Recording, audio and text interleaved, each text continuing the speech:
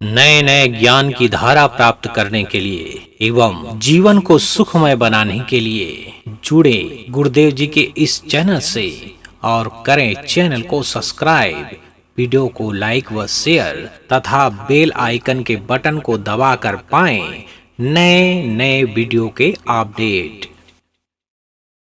भक्ति में क्या करना पड़ता है। कबीर साहब कहते हैं,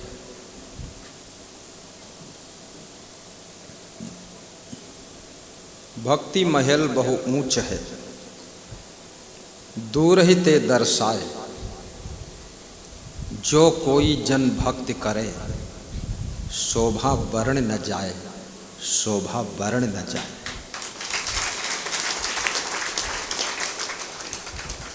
संत कबीर भक्ति को महल बता रहे हैं।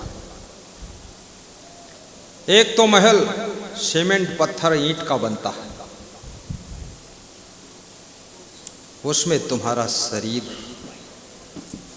विश्राम करता है। लेकिन दूसरा महल भक्ति का महल है, जिसमें तुम्हारी आत्मा विश्राम करती है, तुम्हारी आत्मा विश्राम करती है। ईंट पत्थर सीमेंट का महल बनाइए, लेकिन ये मत भूलिए कि भक्ति का महल भी जरूरी है। यहां का महल यहीं पर करेगा चहल पहल, लेकिन भक्ति का महल लोक और परलोक तक तुम्हारी आत्मा को शांति और विश्रांति देगा। जब मृत्यु होती है, यहाँ का महल यहीं छूट जाता है। सबसे पहले तुम्हारी लाश को स्नान करा के ये सब कपड़े उतार दिए जाते हैं, नया कपड़ा पहनाया जाता है जो बिना सिला हुआ है, जिसको कफन कहते हैं। 2 गज कफन तेरा लिबास हो।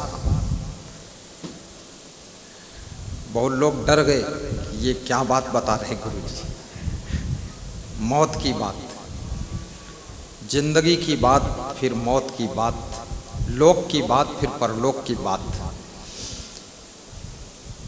2 गज कफन लपेटकर लाश को अर्थी पर रखकर घर से बाहर निकाला जाता है। जब लाश बाहर निकलती है, रोना धोना बड़े जोर से शुरू होता है। पुरुष भी रोते हैं, महिलाएं भी रोती हैं, पड़ोसी भी रो लेते हैं और बच्चे भी रोते हैं। पत्नी भी रोती है, पति भी रोता है, माँ बाप रोते हैं। लेकिन जिसके लिए रोते हैं उसको पता भी नहीं है, क्योंकि वो आत्मा पंछी जा चुका है। कितना रो लो, लाश को कोई ज्ञान नहीं। लाश पहले महल से बाहर निकलती है,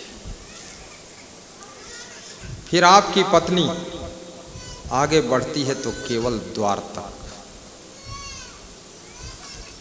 गांव के लोग, समाज के लोग, रिश्तेदार लोग जाते हैं तो केवल शमशान तक। और बेटा भी आपके साथ हक निभाता है तो केवल अग्निदान तक। इसके आगे कौन जाता है साथ में, उस समय की याद करो। इससे आगे जो जाता है उसी की कमाई करने के लिए गुरु पूर्णिमा के पावन पर्व के दिन आंवली आश्रम में आ पाए।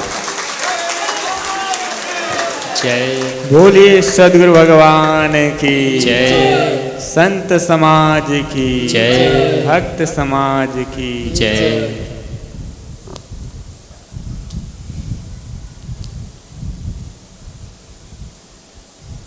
पत्नी भी बढ़ेगी तो केवल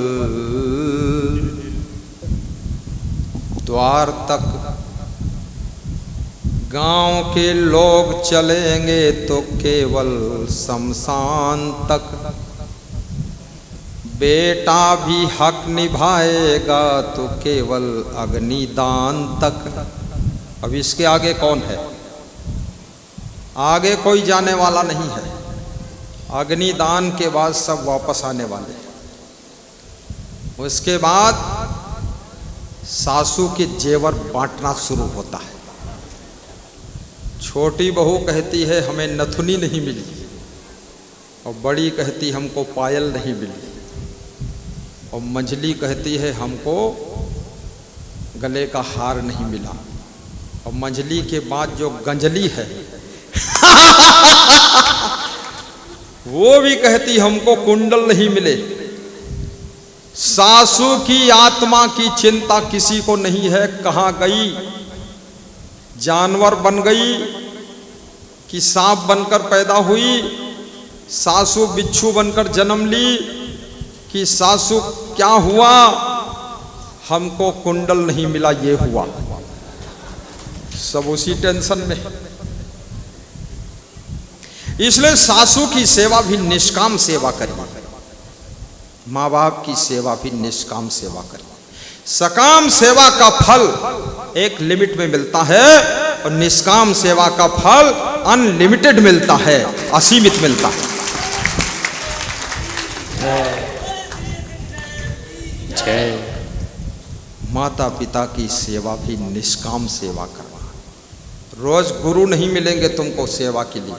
ये तो आज है चमर डुला लो, ये तो आज है कुछ फल मीठा गुरु को दे दो, खिला दो, ये आज ही। कल से घर में वही कारखाना शुरू होगा, चकई चकधुम मकई के लावा तिकड़ी तिकड़ी में।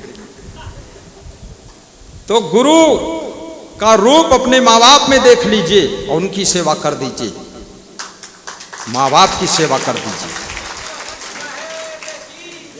और गुरु तत्व का दर्शन अपने सास ससुर में कर लीजिए, उनकी सेवा कर दीजिए।